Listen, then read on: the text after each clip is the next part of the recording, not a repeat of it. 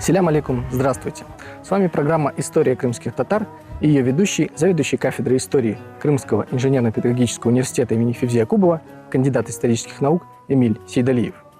Феодосия, Кафа, Кефе – 3 названия одного города, который сыграл одну из ключевых ролей в истории средневекового Крыма и крымских татар. Наивысшего своего расцвета город достиг в эпоху Золотой Орды и Крымского ханства. Но, как и в случае с Гюзлевым, поселение здесь возникает в античную эпоху. В VI веке до нашей эры выходцы из Милета основали город на берегу Феодосийского залива и назвали его «Богом данный». Именно так с греческого переводится наименование античного города. С IV века до нашей эры Феодосия входила в состав Боспорского царства. По мнению некоторых исследователей, город был разрушен гуннами в IV веке нашей эры вместе с другими крупными центрами Боспорского царства. Есть также сведения о том, что уже в первой половине II века Феодосия была опустевшей. Впрочем, она упоминается в 2 надписях III и IV веков, хотя, вероятно, в них имеется в виду не сам город, а область, на которую распространялось его название. В исторических источниках существует и свидетельство того, что в указанный период Феодосию населяли аланы, и на аланском языке город именуется Ардабда, Семибожный. Название Кафа мы встречаем уже в трактате об управлении империей, написанном византийским императором Константином Багрянародным в середине X века. Археологи отмечают, что на территории Феодосии нет большого количества материалов раннесредневекового времени. Что же касается генуэзцев, то, вероятно, впервые здесь они появились в конце XII века. А поселение, также вероятно, основывают 1270-е годы. Предполагается, что здесь уже располагалось небольшое татарское поселение, которое итальянцы и выкупили у местного ордынского наместника. Существует легенда, что генуэзские купцы обязались выплачивать некоему местному правителю Аран-Тимуру пошлину за ввоз и вывоз товаров и получили право на беспрепятственную торговлю. Вероятно, тут отражено сообщение об Улгази, который извещает, что золотоордынский хан Менгу-Тимур передал Крым в управление Уран-Тимуру, сыну Тука-Тимура, а тот уже продал земли у Феодосийского залива генуэзским купцам.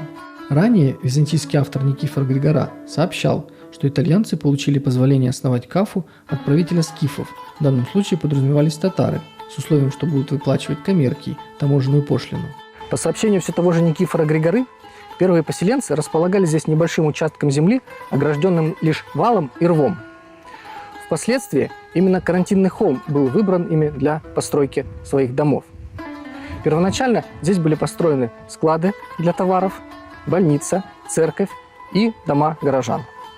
В 1287 году коммуна Генуи заключает договор с будущим консулом Кафы Паолино Дория.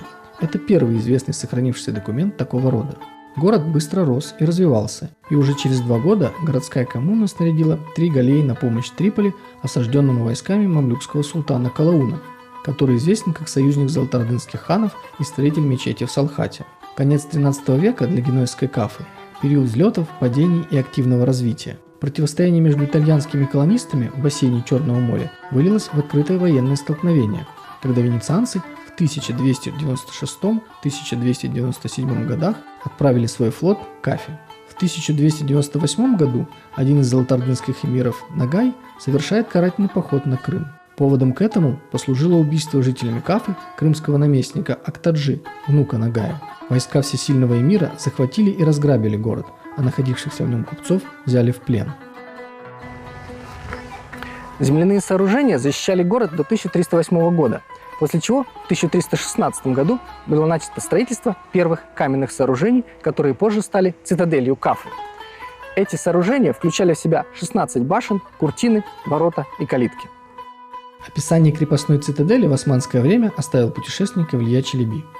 Эту цитадель местные жители зовут Франкской крепостью. Это сильная крепость с одним рядом отделяющих крепостных стен, располагающаяся в восточном углу внешней крепости. Однако она не столь достойна внимания, как большая внешняя крепость, потому что эта внутренняя крепость находится внутри города. По окружности ее стены составляют 2000 широких шагов. Эта отделяющая стена сложена из по-шаддадовски оттесанных камней и не имеет рва. Но со стороны моря стенами этой внутренней крепости являются стены внешней крепости. Эта франкская стена теперь находится внутри города. Она однослойная, толстая и высокая. В этой стене всего 5 ворот. Все 5 открываются в город. Это деревянные ворота. Говорят, в прежние времена все они были железные.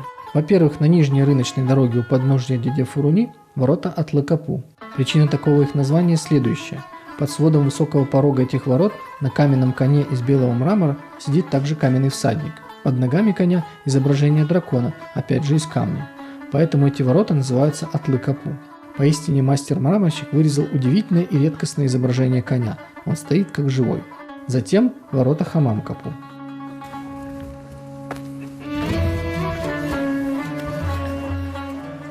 Что же произошло в 1308 году и почему последующие 8 лет оборонительная система Кафы не меняется, и грандиозное строительство, кардинально изменившее облик средневекового города, начинается лишь в 1316 году? Разгадка кроется в противостоянии генуэзцев и ханов Золотой Орды. В 1307 году итальянцы оказались вовлечены в конфликт с золотоордынским ханом Токтой. Предлогом послужили злоупотребления в торговле, допущенные генуэзскими купцами, а именно – было запрещено продавать в рабство татар, что все же позволяли себе делать итальянские торговцы. Чтобы положить этому конец, Токтай и отправил войска в Кафу. После 8 месяцев осады генуэзцы были вынуждены покинуть город и сжечь его. На протяжении 5 лет после этого эпизода, до 1313 года, упоминание Кафы исчезает из нотариальных документов. После смерти Токты, стремившиеся к возобновлению торговли генуэзцы отправляют послов к его преемнику. Была заинтересована в продолжении сотрудничества и Золотая Орда. Налоги на коммерческую деятельность серьезно пополняли казну государства. После прихода к власти хана Узбека генуэзцы вновь начали переговоры о возобновлении торговли и восстановлении колоний в Кафе. Уже скоро искомое разрешение было получено, и 18 марта 1316 года был принят план восстановления города. Этот план регламентировался специальной комиссией, называемой Официя Газарии. Она состояла из 8 советников и занималась делами мореплавания и Черного моря. Согласно плану, в Кафе предполагалось возведение каменной крепости, снаружи стен которой, у дороги, ведущей на Салхат, застройка запрещалась. Территория же внутри крепости была поделена на участки, которые продавали с торгов гражданам Генуи и где они должны были до 1320 года построить дом. За крепостными стенами наделы предназначались для аренды нелатининам, и плата за них должна была поступать в казну города. Уже в 1340 году арабский путешественник Ибн Батута писал о городе следующее. «Из Керчи мы прибыли в город Кафу. Это большой город, который тянется вдоль берега морского. Населяют его христиане, большая часть которых генуэзцы. Мы остановились в ней, в Кафе, в мечети мусульман. Остановившись в этой мечети, мы пробыли в ней с час. Потом услышали со всех сторон звуки колоколов. Никогда еще не слыхав их и перепугавшись этого, я приказал товарищам моим зайти на башню, прочитать Коран, помянуть Аллаха и совершить призыв к молитве. Они так и сделали. Вдруг к нам вошел человек, на котором были латы и оружие. Он приветствовал нас и на наш вопрос, кто он такой, сообщил нам, что он кади здешних мусульман. Услышав, сказал он, чтение Корана и призыв к молитве, я испугался за вас и пришел, как видите. На следующий день пришел к нам эмир и устроил угощение. Мы поели у него, прошлись кругом по городу и увидели в нем прекрасные базары. Все они, жители, неверные. Спустились мы в гавань ее, Кафы, и увидели чудную гавань. В ней было до 200 судов, военных и грузовых, малых и больших. Это одна из известных гаваней мира.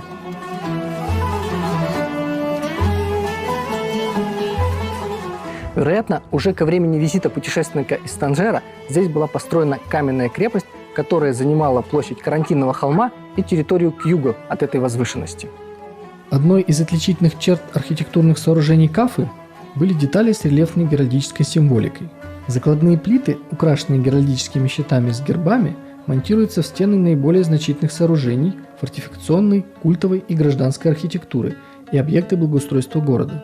На этих плитах, кроме, собственно, памятных строительных надписей, изображались герб Генуи в виде латинского креста на щите, тамга хана Золотой Орды, геральдические символы консулов Кафы и других представителей городской знати. Такие плиты встречались также на источниках питьевой воды, колодцах и фонтанах, обустройство которых было прямой обязанностью администрации Кафы и благочестивым делом для знатных горожан. Территория внутри крепости отличалась строгой планировкой, в то же время за стенами застройка была хаотичной и регулярной. Тут, как правило, жило не латинское население – тюрки, армяне, греки, евреи. Каждая община формировала квартал вокруг своих культовых сооружений. В 40-е годы XIV века итальянцы вновь вступают в конфликт с ханами Золотой Орды. На этот раз причиной послужило убийство венецианцем одного татарина в Тане. Как следствие, склады и дома латинян были разрушены, а их имущество конфисковано. Часть купцов вынуждены были бежать, а часть погибли или попали в тюрьму. Конфликт в Тане, по сути спровоцированный генуэзско-венецианским противостоянием, имел и экономические последствия. Голод в Константинополе, нехватка зерна в Венеции, повышение цен на шелк и специи в целом по Италии. Конфликт из Таны перекинулся в Кафу, и первоначально, в 1344 году, город смог выдержать осаду ордынских войск, но уже в 1345 году войска Джанибека вновь появились под крепостными стенами генуэзской фактории. Эти столкновения серьезно отразились на исторических событиях не только в Крыму, но и далеко за его пределами. Дело в том, что в войске хана Джанибека, осаждавшего Кафу, началась эпидемия чумы, от которой погибли многие воины. Тогда хан приказал забрасывать тела погибших катапультами через стены Кафы, что привело к вспышке болезни в самом городе. И когда генуэзцы покинули на кораблях Крым, вместе с ними в Европу прибыла чума. И в дальнейшем жители Кафы неоднократно вступали в конфликт с жучитской администрацией Крыма. Так, в 40-е годы XIV века итальянцы захватили крепость Чембала, а в 1365 году консул Кафы Бартоломео де Якобо захватил Судак. Упоминание об этом содержится в разных письменных источниках. Например, на полях греческого служебного Евангелия есть соответствующая надпись, а на полях армянского лекционария в записи от 15 августа 1365 года эта информация подтверждается. Автор армянского текста сообщает о военных действиях, совершаемых правителем Салхата неким Челибеком, которого исследователи отождествляют с реальным правителем города Хаджо Элибеком, сыном Исы и внуком Тулук-Тимура. Вероятно, в то время он был занят этими военными стычками, чем воспользовалась администрация Кафы и существенно расширила свои владения, подчинив все побережье от Кафы до Судака, включая и сельскую округу этих городов. Можно предположить, что территориальные приобретения впоследствии были согласованы с ханами и их наместниками, поскольку практически сразу консул Бартоломео де Якобо подписал с Кутлук-Бугой, ханским представителем в Крыму, мирный договор. В генуэзских документах часто упоминаются расходы на подарки и угощения для правителя Салхата и представителей другой ордынской администрации Крыма. Известно, что бывал в Кафе и всесильный темник Мамай. И в данном контексте с его именем связаны различные легенды и историографические курьезы. Ранее мы с вами говорили о Мамае, его роли в истории Крыма и крымских татар, об основных аспектах его деятельности, жизни и гибели. Одна из легенд о нем также связана с Кафой. В одном из вариантов повести о Куликовской битве содержится сведения о том, что Мамай, побежденный войском Дмитрия Донского, якобы бежал в Крым в поисках убежища у генуэзцев. И тут был ими предан и убит. В 15 веке, несмотря на общий кризис на территории Золотой Орды, Кафа продолжает оставаться крупным торговым городом, а позиции итальянцев в Крыму усиливаются. В это время генуэзские купцы вступают в новую фазу противостояния, на этот раз с небольшим местным княжеством Феодоро. Это период не только появления нового государственного образования в Крыму, но и постепенного перемещения центра ордынских владений из Поволжья на полуостров. В письменных источниках того времени содержится много сведений о связях Кафы с правителями Салхата и, вероятно, претендующим на власть Джучидом Хаджи, будущим ханом Крыма и основателем династии Гераев. С именем Хаджи Герая, а также противостоянием генуэзцев с одной стороны и феодоритов и крымских татар с другой, связан очень интересный эпизод в истории Крыма. В 1433 году правитель Мангупа, князь Алексей, захватывает принадлежащий генуэзцам Чембала. Попытки кафинского консула Батиста де Фонари отвоевать крепость не увенчались успехом. Ситуация стала критической, под угрозой оказались другие генуэзские крепости и города в Крыму. И тогда консул обратился за помощью в метрополию.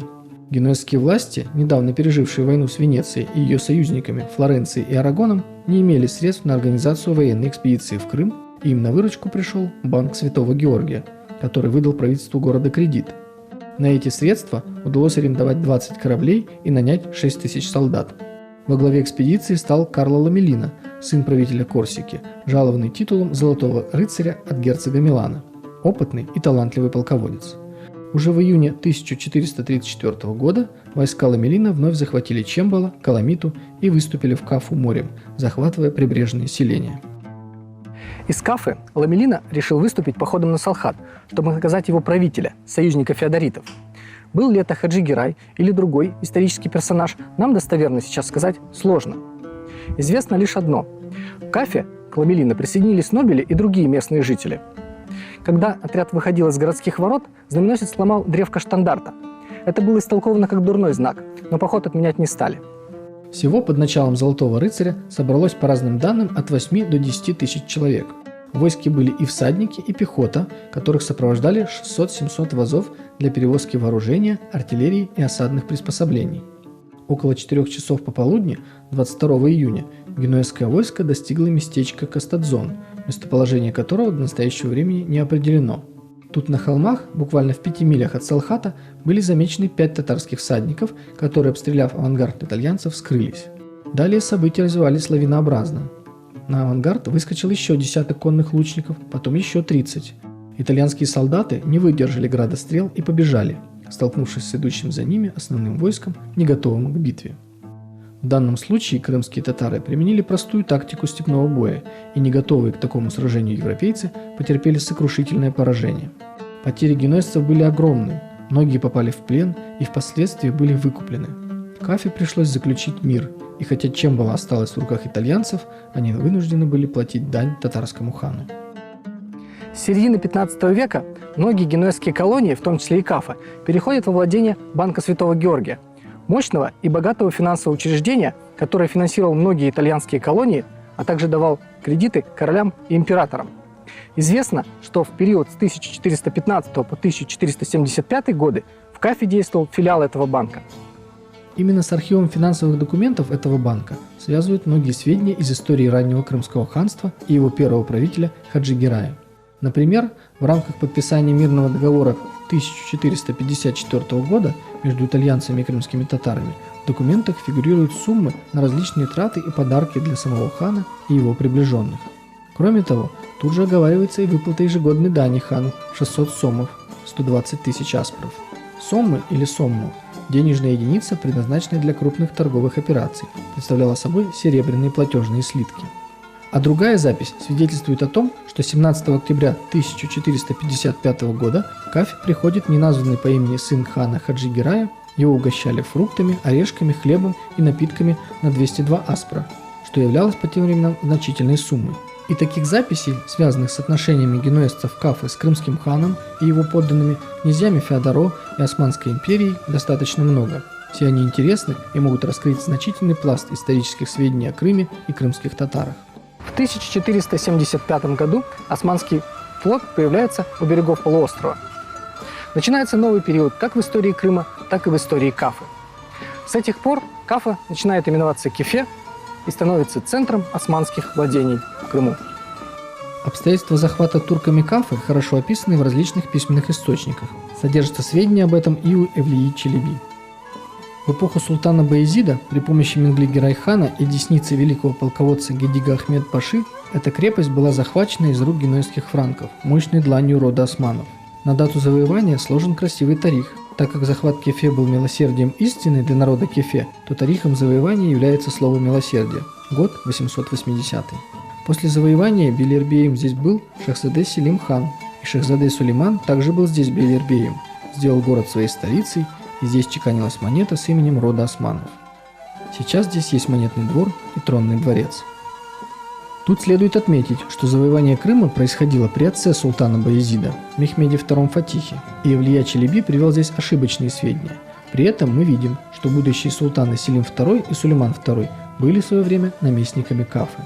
Кефе становится столицей одноименного административного округа османских владений в Крыму – Лива-Кефе. Управлял этим округом, или, как говорят, санджаком, наместник, или мир Лива.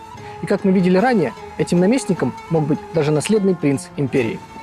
О подчинении Санджак-бею, наместнику Кафы и других городов и территорий, сообщает нам Эвлия Челеби.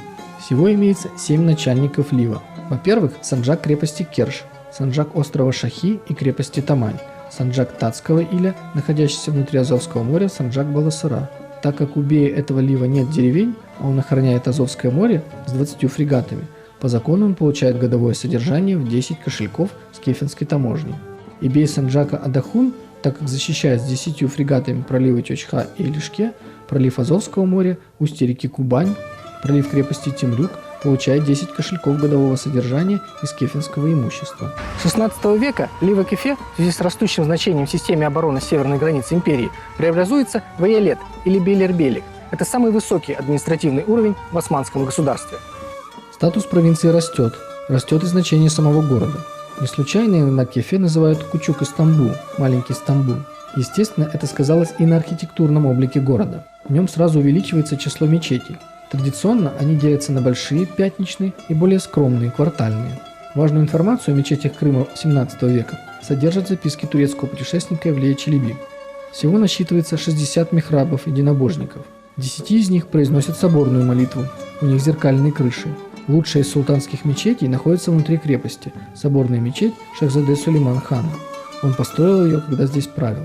Все купола его строений внутри и снаружи особым образом покрыты свинцом. Это светлая, полная света мечеть. Ее длина от кыбловых дверей до михраба 150 аяков, а от одной стороны до другой все 100 аяков. Есть двери с двух сторон и кыбловые двери. Над внешней софой на 6 колоннах 5 искусственно устроенных куполов. Внутри мечеть очень просторная, занимает 10 тысяч шагов. Но она находится на рынке посреди базара на узеньком участке земли, и внешний харам ее маленький.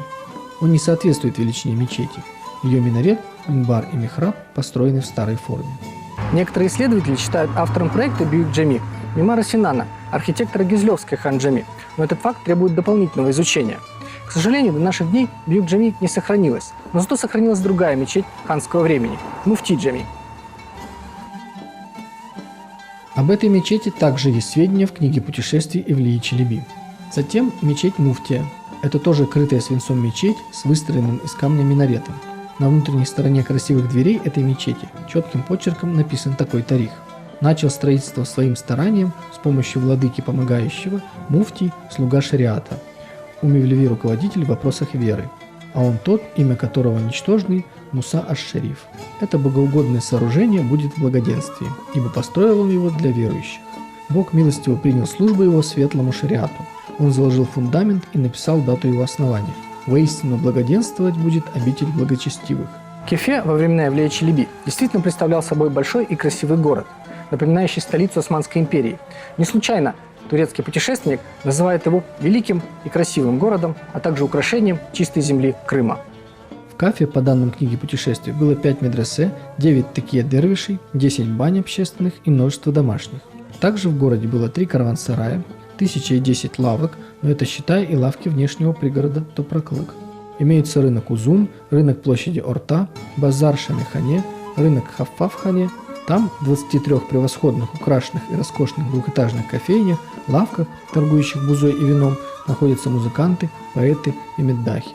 Однако здесь нет безостана с куполами, выложенными из камня. Также Эвлия Челеби перечисляет источники воды, ворота, дворцы и другие примечательные с его точки зрения объекты.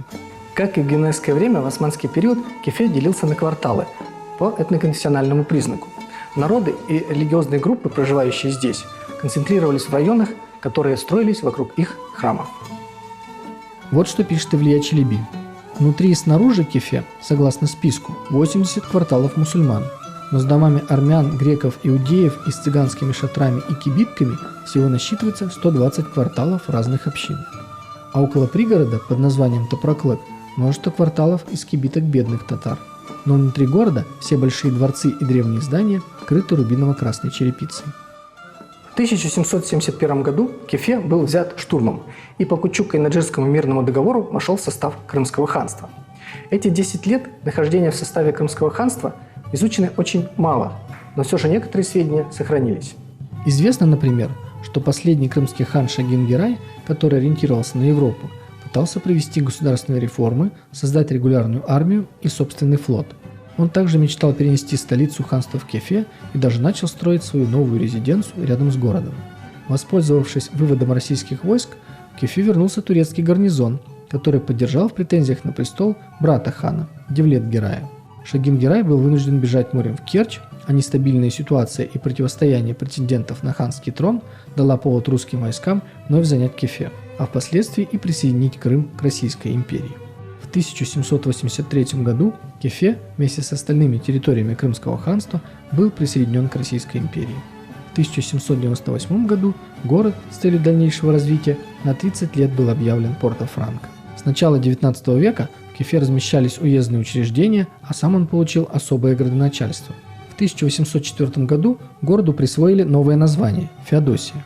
Вплоть до конца XIX века, пока к городу не подвели железную дорогу, он оставался незначительным местечком, особенно в связи с миграцией населения в Турцию и переселением в 1778 году христиан в Приазовье. В дальнейшем расцвет города приходится уже на начало 20 века, после того, как в 1899 году здесь был построен новый порт. Сейчас Феодосия – это курортный город, город музеев и объектов культурного наследия. Средневековая Кафа, величный Кефе наложили свой отпечаток на облик современной Феодосии, которая хранит еще очень много интересных историй. Спасибо, что были с нами. Чок Сауланс, Салахнин, Каланс.